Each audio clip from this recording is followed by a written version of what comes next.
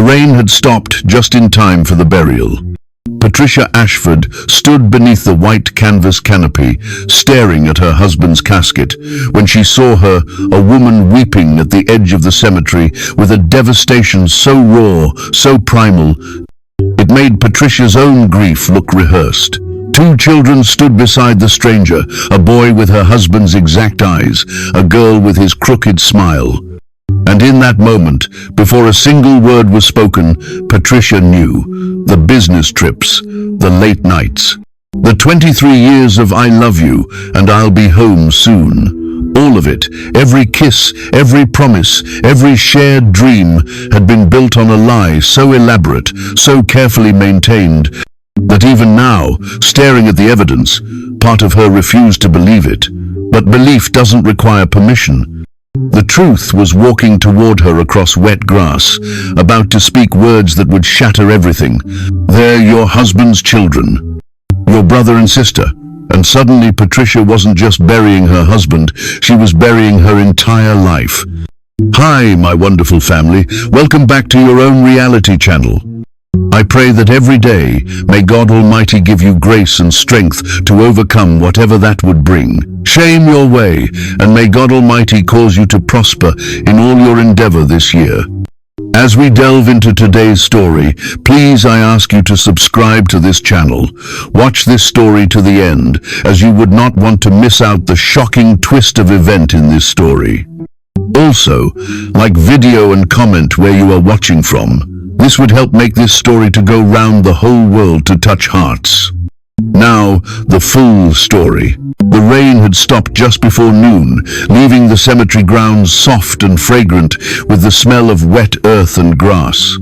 Patricia Ashford stood beneath the white canvas canopy, her black dress clinging to her thin frame, her eyes fixed on the mahogany casket that held what remained of her husband of 23 years. The minister's voice droned on about eternal rest and God's mercy, but Patricia heard none of it.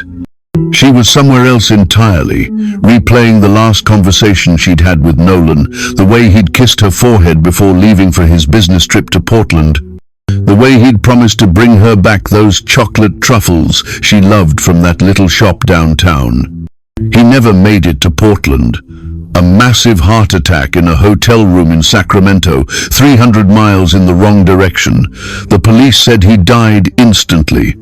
She should have been grateful for that small mercy, that he hadn't suffered, but gratitude felt like a luxury she couldn't afford when her entire world had collapsed in a single phone call. Their daughter Simone stood beside her, holding her hand so tightly that Patricia's fingers had gone numb. At 19, Simone had inherited her father's dark hair and serious eyes, and right now, those eyes were red-rimmed and swollen. On Patricia's other side stood her son Colin, 21, who had flown in from college in Boston. He hadn't cried yet, not where anyone could see, but Patricia knew her son. He was holding everything inside, the way Nolan had always done, building a dam that would eventually break. The cemetery was full. Nolan had been well-loved, a respected architect who had designed half the commercial buildings in their small Connecticut town of Millbrook. Colleagues, clients, neighbors, friends from their church, they had all come to pay their respects. Patricia had shaken so many hands that morning, accepted so many condolences, that the words had become a meaningless blur. She was operating on autopilot, her body moving through the required motions while her mind remained stubbornly blank. The minister concluded his remarks and nodded to the funeral director, who stepped forward with practiced solemnity. This was the moment, Patricia knew, when they would lower Nolan into the ground. When it would become real and final and irrevocable. She felt Simone's grip tighten even more, heard her daughter's sharp intake of breath. That was when Patricia noticed the woman. She stood at the very edge of the gathering, partially hidden behind a large oak tree whose branches still dripped rainwater. She was younger than Patricia, perhaps in her late 30s, with honey-colored hair pulled back in a simple ponytail. She wore a black dress that looked hastily chosen, wrinkled, as though she'd pulled it from the back of her closet. But it wasn't her appearance that made Patricia's breath catch in her throat. It was the way she was crying. Patricia had seen grief before. She had witnessed it in the faces of friends and family, had felt it herself in the days since Nolan's death. But this woman's grief was different. It was raw and desperate and utterly uncontrolled. She had both hands pressed to her mouth as if physically holding in her sobs, and her entire body shook with the effort. Tears streamed down her face, and she made no attempt to wipe them away. Beside the woman stood two children, a boy who looked about 12, tall and gangly with dark hair that fell across his forehead, and a girl, perhaps 8 or 9, with honey-colored hair like her mother's, wearing a black dress with a white collar. They both stared at the casket with expressions of such profound loss that Patricia felt something cold and terrible unfurl in her chest. She tried to look away, to focus on the minister's final prayer, but her eyes kept returning to the strange woman and her children. There was something familiar about the boy's profile, something that tugged at Patricia's memory in a way that made her deeply uncomfortable. The service concluded. People began to approach Patricia and her children, offering final words of comfort, pressing her hands between theirs, promising to call, to visit, to bring casseroles.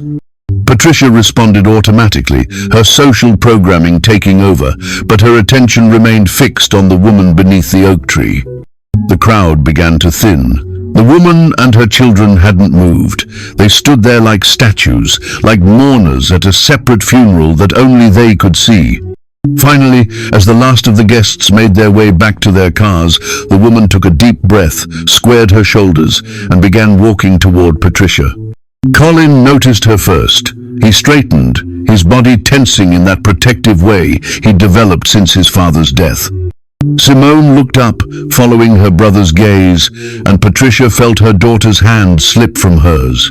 The woman approached slowly, her children trailing behind her like uncertain shadows. Up close, Patricia could see that her eyes were an unusual shade of green, almost golden in the afternoon light. They were beautiful eyes, even swollen and red from crying, the kind of eyes Nolan would have noticed. The thought came unbidden, and Patricia tried to push it away, but it had already taken root. "Mrs. Ashford," the woman said, her voice barely above a whisper. She stopped a few feet away, as if afraid to come closer. "I'm so sorry for your loss." Patricia heard the words, processed them, but couldn't quite formulate a response.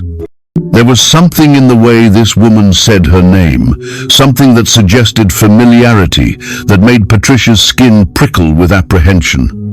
"I know this isn't the right time," the woman continued, and now Patricia could see that she was trembling. "I know I shouldn't be here, but I needed to say goodbye. The children needed to say goodbye. They didn't understand why they couldn't come to the funeral, why I told them they had to stay back, but I couldn't keep them away. Not from their father." The words hung in the air like smoke, visible and choking. Patricia felt the ground shift beneath her feet, felt the entire world tilt and realign itself around this new, impossible reality. She heard Simone make a small sound beside her, something between a gasp and a whimper. "What did you say?" Colin's voice was hard, dangerous. The woman's eyes filled with fresh tears. She looked at Colin, really looked at him, and something in her expression softened. "You must be Colin. He talked about you all the time. About how smart you are, how you were studying engineering at MIT. He was so proud of you." Colin's face had gone pale. "Who are you?" "My name is Teresa Kelvin," the woman said. She reached back and gently pushed her children forward. "This is Dylan, and this is Iris. They're Nolan's children, your brother and sister." Patricia couldn't breathe. The words made no sense, strung together in a sequence that her brain refused to process. She looked at the boy, Dylan, really looked at him for the first time, and felt the world drop away completely. He had Nolan's eyes. Not just the same color, but the same shape, the same way of looking at you with complete focus, as if you were the only person in the world. And his smile, tentative and uncertain, as he glanced at Colin and Simone, had that same slight crookedness that Nolan's had always had. "No," Simone said. It was less a word than a sound, a rejection of reality itself. No, that's not possible. I'm sorry, Teresa said again, and the tears were flowing freely now. I'm so sorry. This isn't how you should find out. I told Nolan he needed to tell you, that it wasn't fair to keep it secret, but he said he couldn't. He said it would destroy you, that it would destroy everything. And I was weak. I let him keep us hidden, let him split his life in half because I loved him and I couldn't imagine life without him. Patricia finally found her voice. It sounded strange to her own ears, distant and hollow. How long? Teresa understood the question. 13 years. We met at a conference in San Francisco. He was there presenting his design for the Riverside complex. I was working for the catering company. We talked for hours that first night, and then we kept talking, kept seeing each other. When I got pregnant with Dylan, he told me he would leave you, that he would do the right thing. But then you got sick. Patricia remembered. The breast cancer scare, the biopsy that had come back benign, but had terrified them both for weeks. She had been 37, with 2 young children, and the possibility of death had seemed very real and very close. He said he couldn't leave you then, Teresa continued, not when you needed him, and I understood. I thought I understood. But then months passed, and you got better, and he still didn't leave. He said he would, eventually, when the time was right, when the kids were older, when his business was more stable. There was always a reason to wait. So you just accepted it? Colin's voice was shaking with rage. You just let him live 2 lives? I loved him, Teresa said simply, and he loved me. He loved all of us. He bought us a house in Sacramento, came to visit every week, sometimes twice a week. All those business trips, those conferences, those late nights at the office, he was with us, having dinner, helping Dylan with his homework, reading bedtime stories to Iris, being a father. Patricia thought of all those trips, all those late nights. Nolan had been so dedicated to his work, so driven to succeed, or so she'd thought. She tried to remember if there had been signs, clues she should have noticed, but her mind was blank, or perhaps she hadn't wanted to see them. Perhaps some part of her had always known, but had chosen the comfort of ignorance over the pain of truth. Did he love us at all? Simone asked, and Patricia heard the heartbreak in her daughter's voice. Were we real to him, or were we just the other family, the obligation he couldn't quite abandon? He loved you, Teresa said, and there was no hesitation in her voice. He talked about you constantly, about Colin's robotics competitions, about Simone's piano recitals, about your mother's garden and her book club. He carried pictures of you all in his wallet, both families, mixed together. I used to wonder if you had any pictures of us in your house, any evidence that we existed. Patricia thought of Nolan's wallet, now in a plastic bag with his other personal effects. She hadn't been able to look through it yet, hadn't been ready. Now she wondered what other secrets it contained, what other lives he'd hidden in the leather folds. The funeral director approached, clearly uncomfortable with the scene unfolding. Mrs. Ashford, the cars are waiting to take you back to the church for the reception. Patricia nodded, unable to form words. She looked at Teresa and her children, these strangers who were somehow also family, and felt a rage so profound that it threatened to consume her. But beneath the rage was something worse, a bottomless well of grief for the marriage she'd thought she had, for the man she'd thought she'd known, for the life that had been built on a foundation of lies.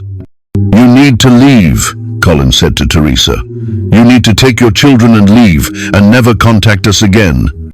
Colin, Teresa said softly, I know you're angry. You have every right to be, but Dylan and Iris just lost their father.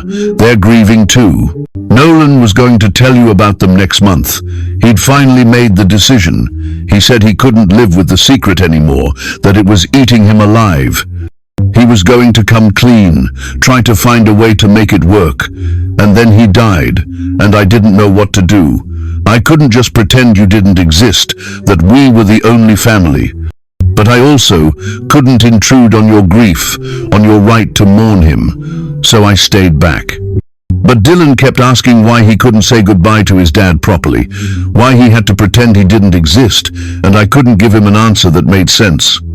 Patricia looked at Dylan, really looked at him. He was staring at the ground, his hands shoved deep in his pockets, his shoulders hunched with misery. He was just a boy, she realized. Just a child who had lost his father and didn't understand why the world was suddenly so cruel. And Iris, clutching her mother's hand, looked terrified, as if she expected to be yelled at or sent away at any moment. They were innocent in all this, Patricia thought. Whatever sins Nolan had committed, whatever betrayals he had orchestrated, these children had done nothing wrong. They had simply been born into a lie. How did he die? Patricia heard herself ask. The question surprised her, but once she'd asked it, she needed to know the answer. Teresa looked confused. Heart attack. That's what the police said. He was in his hotel room. Which hotel? The Fairmont. We were supposed to have dinner that night. It was Iris's 9th birthday. He'd promised to take us to her favorite restaurant, the one with the aquarium. When he didn't show up, I called his cell phone over and over, but he didn't answer. Finally, the police called me. They'd found my number in his phone. I was listed as Teresa, his sister. Patricia felt something twist in her chest. His sister. That's how he explained me to his colleagues, to anyone who might see us together. His sister, who lived in Sacramento, who he visited regularly. It was easier that way, cleaner. There's nothing clean about any of this, Simone said. Her voice was thick with tears, but she was fighting them back, refusing to cry in front of these strangers. He lied to all of us. Every single day, he looked us in the eyes and lied. I know, Teresa said. I know, and I'm sorry. I'm so sorry. If I could change it, if I could go back and refuse to be his secret, I would, but I can't. All I can do is stand here and tell you the truth, and hope that someday, maybe, you can forgive him. Forgive us. Patricia felt exhausted suddenly, too tired to stand, too tired to be angry, too tired to process the enormity of what she'd learned. She wanted to go home, to crawl into bed and pull the covers over her head and never emerge. But she couldn't. There were decisions to be made, conversations to be had, a life to somehow reassemble from the shattered pieces. The will, Patricia said. Did he leave you anything in his will? Teresa shook her head. No, everything goes to you and your children. I knew that was how it would be. I've been saving money, preparing for the day when this would all come out, and I'd have to make it on my own. The house is in my name. He made sure of that at least, made sure we'd have somewhere to live if anything happened to him. How generous, Colin said bitterly. Mrs. Ashford, Teresa said, and her voice broke on the words. I'm not here asking for money or recognition or anything else. I just wanted you to know that we existed. That we loved him too, that our grief is real even if our family wasn't legitimate in the eyes of the world. And I wanted Dylan and Iris to see their father laid to rest, to have some kind of closure. That's all. I'll go now. I won't bother you again. She turned to leave, her children following, but Patricia found herself speaking before she could stop herself. Wait. Teresa turned back, hope flickering in those golden green eyes. Patricia didn't know what she was doing, didn't know what she was about to say until the words emerged. There's a reception at the church. For people who want to share memories of Nolan, to celebrate his life. You should come, you and your children. Patricia, no, Colin said, his voice rising. You can't be serious. Your father had two families, Patricia said, looking at her son. He divided his love, his time, his entire life between us. The least we can do is share his funeral. I don't want to share anything with them, Simone said. They're the reason he lied to us for years. They're the reason our entire lives were a fraud.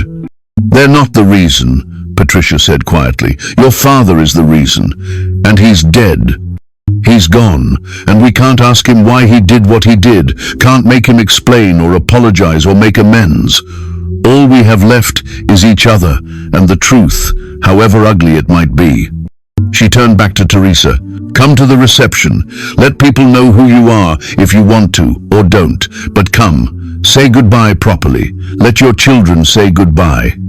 Teresa's eyes filled with tears again, but this time there was gratitude mixed with the grief. Thank you. Thank you so much. The reception was held in the church basement, a large open space with folding tables covered in white cloths and laden with food that Patricia couldn't imagine eating. People moved through the room in small clusters, speaking in hushed tones, sharing stories about Nolan with sad smiles and occasional laughter. Patricia stood near the entrance, greeting arrivals, her face arranged in a mask of polite sorrow that felt like it might crack at any moment. Teresa arrived 20 minutes after Patricia, her children still clinging to her. They stood uncertainly near the door until Patricia caught Teresa's eye and nodded toward an empty table in the corner. Teresa mouthed thank you and guided Dylan and Iris to the seats. Patricia watched the reactions as people noticed the strangers. Whispers began immediately, heads turning, eyes narrowing with curiosity and confusion. One of Nolan's colleagues, a man named Robert Chen, who had worked with him for 15 years, approached Patricia with concern evident on his face. Patricia, who are those people? I saw them at the cemetery. Do you know them? Patricia took a deep breath. She could lie, could make up some story about distant relatives or family friends. But she was so tired of lies, so exhausted by the weight of secrets. That's Teresa Kelvin and her children, Dylan and Iris. They're Nolan's other family. Robert's face went blank with shock. His what? His other family, Patricia repeated, louder this time. The one he's been hiding for 13 years. The one he visited every week, while we thought he was working. The room had gone quiet. Everyone was listening now, all pretense of polite conversation abandoned. Patricia felt their eyes on her, felt their shock and pity and discomfort, and she didn't care. She was done carrying Nolan's secrets. He had two families, she continued, her voice steady despite the tears that had begun streaming down her face. Two lives, two sets of children. And he lied to all of us, every single day, for over a decade. So if you want to honor his memory, if you want to celebrate the man he was, you need to know the whole truth. Not just the respected architect, not just the devoted husband and father, but the man who was capable of maintaining an elaborate deception for 13 years without any of us suspecting. Someone gasped. Someone else muttered something unintelligible.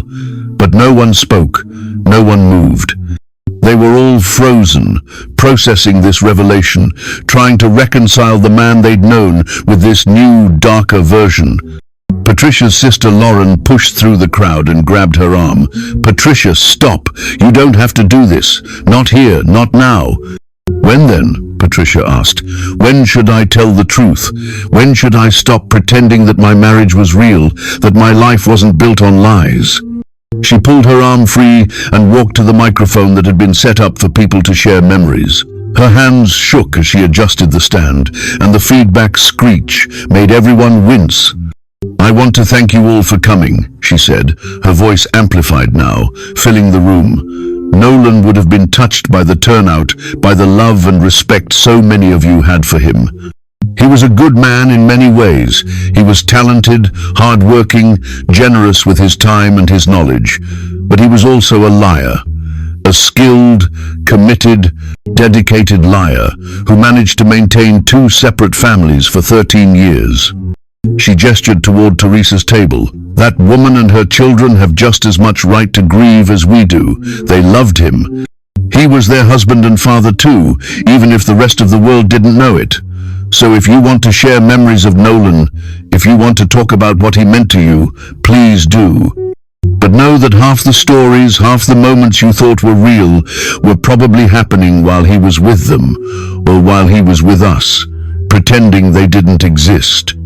Patricia stepped away from the microphone. The room remained silent for a long moment, and then the whispers began, building into a low roar of conversation. People glanced between Patricia and Teresa, uncertain how to react, what to say. Colin appeared at Patricia's side. "Mom, That was necessary, Patricia finished. It was necessary. I'm not going to pretend anymore. I'm not going to protect his reputation at the expense of the truth.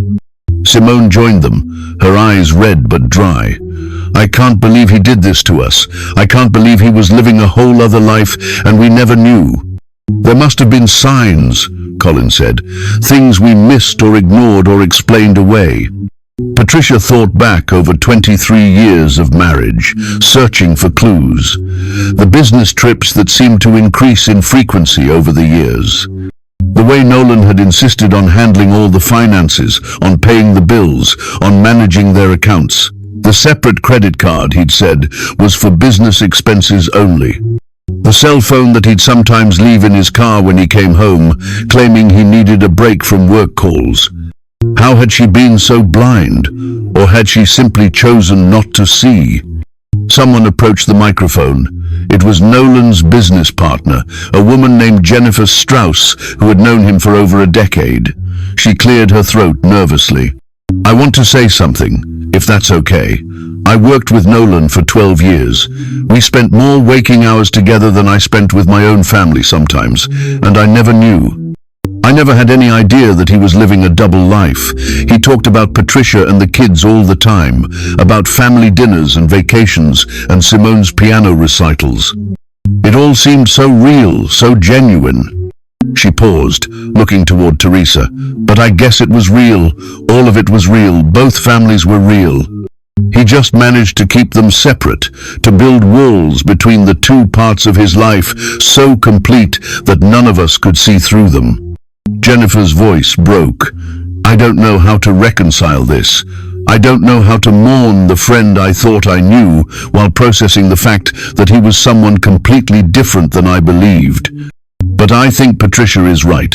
We need to acknowledge the whole truth, not just the parts that are comfortable.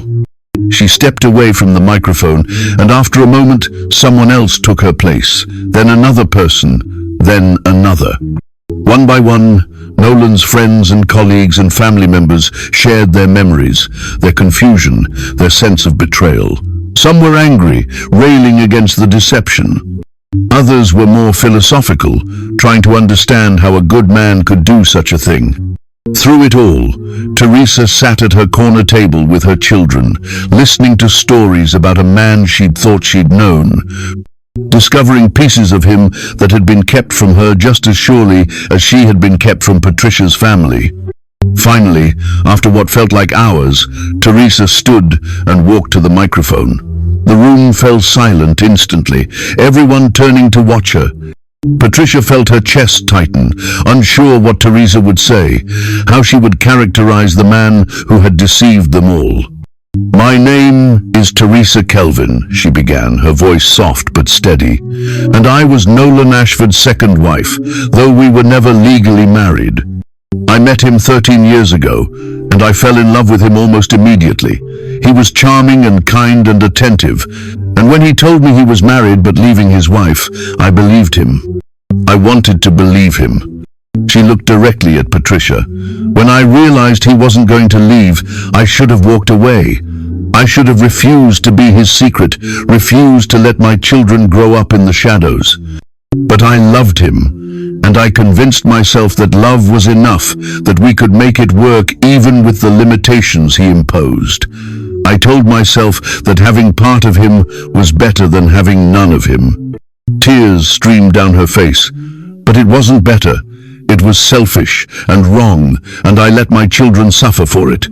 Dylan and Iris grew up thinking it was normal to have a father who only visited on certain days, who could never come to school, events or birthday parties with other parents around, who had to be explained away as Uncle Nolan whenever anyone asked.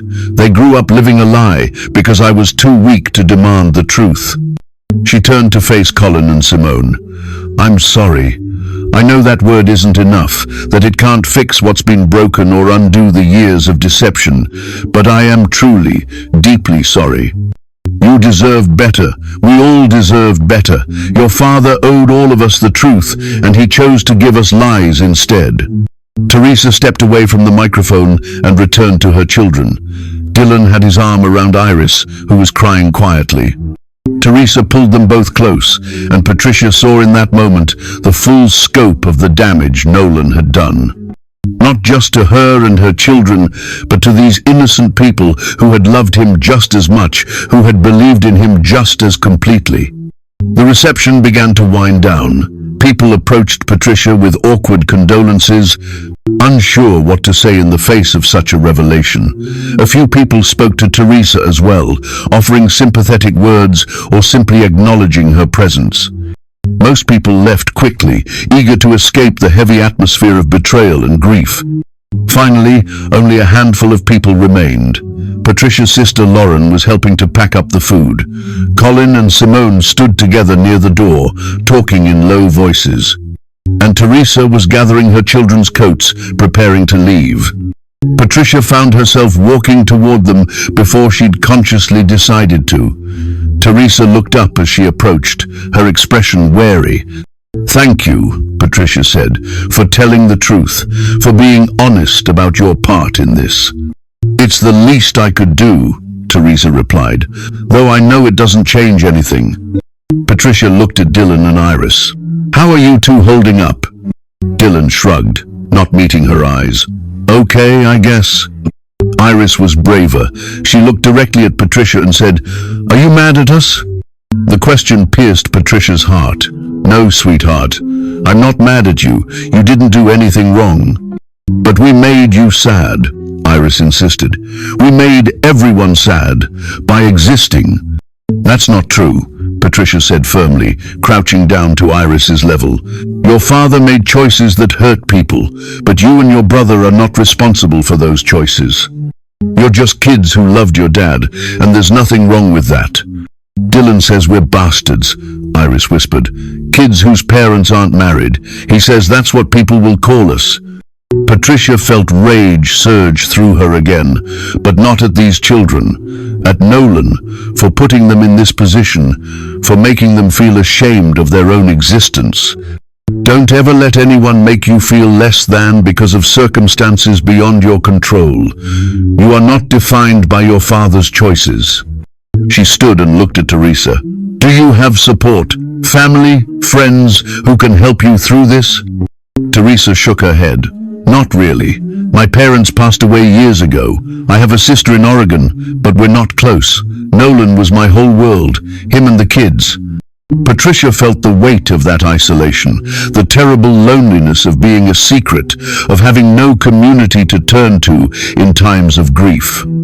Against all logic, against the anger and betrayal still burning in her chest, she felt a flicker of sympathy for this woman who had loved the same man, who had been deceived in different ways but just as completely. "Here," Patricia said, pulling out her phone. "Give me your number." Teresa looked shocked. "Why?" "Because we're connected now, whether we like it or not. Because our children are half-siblings. Because we both love the same man, and we both have to figure out how to move forward from here." Patricia paused. "And because I don't think either of us should have to do this alone." Teresa's hands shook as she entered her number into Patricia's phone. "I don't understand. I thought you'd hate me." "I do hate you," Patricia said honestly. "Or at least, I want to, but I also hate him more. And hating you won't change anything that's happened. It won't bring him back or make the lies true. It'll just make everything harder." She turned to Dylan. "Your father had a study at our house, full of his architectural drawings and books. Would you like to see it sometime? Maybe take something to remember him by?" Dylan's eyes widened. "Really? You'd let me?" "You're his son," Patricia said simply. "You have just as much right to his things as Colin does." Colin had approached while they were talking. He stood a few feet away, his expression unreadable. "Mom, can I talk to you?" Patricia nodded and stepped away from Teresa and her children. Colin led her to a corner of the room where they could speak privately. "What are you doing?" he asked, his voice tight with emotion. "Why are you being nice to them?" "I'm not being nice," Patricia said. "I'm trying to do what's right. These kids didn't ask to be born into a lie. They're innocent victims, just like we are." "They're not like us," Colin argued. "They're proof of Dad's betrayal. Every time I look at that kid, at Dylan, I see everything Dad took from us. All those nights he wasn't home, all those trips and late evenings, they were for them. He chose them over us, over and over again." "He chose both," Patricia corrected. "That's the point. He tried to have everything, and in doing so he gave none of us all of himself. We all only got pieces." Colin's face crumpled. "I don't know how to feel about him anymore. He was my hero my whole life. I wanted to be like him. Strong, successful, good at everything. And now I find out he was a fraud. Everything I thought I knew about him, about us, about our family, was a lie." Patricia pulled her son into her arms. "I know, I feel the same way, but we can't change what happened. We can only decide how we move forward." "What if I can't forgive him?" Colin whispered against her shoulder. "Then you can't," Patricia said. "That's okay too. Forgiveness isn't mandatory. But don't let his choices define the rest of your life. Don't let this destroy you." They stood there for a long moment, mother and son, holding each other up against the weight of betrayal. When they finally pulled apart, Patricia saw that Simone had joined Teresa's table. She was sitting next to Iris, showing her something on her phone. "Simone's piano recital," Colin said, following Patricia's gaze. "She's showing Iris a video." They watched as Iris laughed at something Simone said, her face brightening for the first time since they'd arrived. Dylan was looking at the video too, leaning over his sister's shoulder, and for a moment they looked like what they were. Four young people connected by blood and circumstance, trying to make sense of an impossible situation. "Maybe it'll be okay," Colin said quietly. "Eventually." "Maybe," Patricia agreed. The weeks that followed were difficult in ways Patricia couldn't have imagined. The news of Nolan's double life spread through Millbrook like wildfire. People stopped her in the grocery store, at the bank, at church, offering sympathy that felt more like curiosity, asking questions that felt more like gossip. Some people were kind, supportive, expressing genuine concern for her well-being. Others were judgmental, suggesting she must have known on some level, must have ignored the signs, must be partly to blame. Patricia stopped going to church after a particularly uncomfortable conversation with the pastor's wife, who suggested that perhaps if Patricia had been a more attentive spouse, Nolan wouldn't have strayed. She stopped attending her book club, stopped volunteering at the library, stopped participating in most of the social activities that had once filled her days. It was easier to be alone than to face the mixture of pity and censure in people's eyes. Colin returned to Boston after 2 weeks, eager to escape the drama and return to the familiar routines of college life. Simone stayed in Millbrook, having decided to defer her enrollment at Oberlin for a semester. She said it was to help her mother, but Patricia suspected it was also because Simone wasn't ready to face the world yet. Wasn't ready to explain to new friends why her father's death had been such a public scandal. Patricia threw herself into the practical matters of settling Nolan's estate. His assets were substantial, accumulated over decades of successful architectural practice. Everything went to Patricia and their children, as Teresa had said. But going through his papers, his files, his carefully maintained records, Patricia discovered evidence of the parallel life he'd lived. Bank statements for accounts she'd never known existed, credit card bills for purchases made in Sacramento, receipts for children's clothes, school supplies, birthday presents, a lease agreement for the house where Teresa and the children lived, the payments made automatically from one of the secret accounts. Photographs hidden in a locked drawer in his desk, pictures of Dylan and Iris at various ages, pictures of Teresa, pictures of the four of them together looking like a normal, happy family. Patricia studied these photographs for hours, trying to find clues in Nolan's expression, trying to determine if he'd loved them more than he'd loved her. But his face in those pictures looked the same as it did in the photographs that hung on the walls of their home, happy, content, present. He'd been a good actor, she realized. Or perhaps he'd genuinely loved them. Patricia stood in Nolan's study 6 months later, running her fingers along the spines of his architectural books, when she heard the familiar sound of Teresa's car in the driveway. Their Sunday visits had become routine now, awkward at first, then tolerable, and finally something she actually looked forward to. On the desk sat 2 framed photographs side by side, Colin and Simone on the left, Dylan and Iris on the right. 4 children, 1 father, 2 families built on the same foundation of lies. She'd spent months asking herself the impossible questions. Had he loved her? Had any of it been real? Could a man truly split himself in half and give each piece genuinely? Or had they all been receiving fragments of someone who was never fully present anywhere? The answers, she'd discovered, didn't actually matter. Nolan was gone. The lies had died with him. All that remained were the living 5 women and children trying to build something true from the wreckage of his deception. Forgiveness still felt impossible some days. She'd wake at 3 a.m., rage burning through her veins, wanting to scream at a ghost. But other days, watching Simone teach Iris piano or hearing Colin and Dylan argue about engineering the way brothers do, she felt something else. Not forgiveness exactly, but perhaps the beginning of understanding that love and betrayal could exist in the same space, that people could be both genuine and false, that the heart was large enough to hold contradictions. The doorbell rang. Through the window, she watched Dylan race Iris to the front door, while Teresa called after them to slow down. Patricia smiled despite herself. This wasn't the family she'd chosen.